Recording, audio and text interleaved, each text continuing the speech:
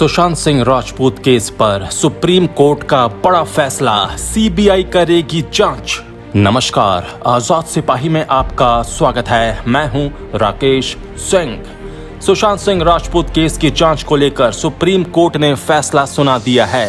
Supreme court ने case की जांच का अधिकार सीबीआई को दे दिया है। अब इस केस की जांच सीबीआई करेगी। लंबे समय से सुशांत का परिवार और उनके फैंस सीबीआई जांच की मांग कर रहे थे। सुप्रीम कोर्ट ने बिहार में दर्ज एफआईआर को सही ठहराया है, साथ ही मुंबई पुलिस को जांच में सहयोग करने का आदेश दिया है। सुप्रीम कोर्ट के फैसले से महाराष्ट्र सरकार और मुंबई पुलिस को बड़ा झटका लगा है।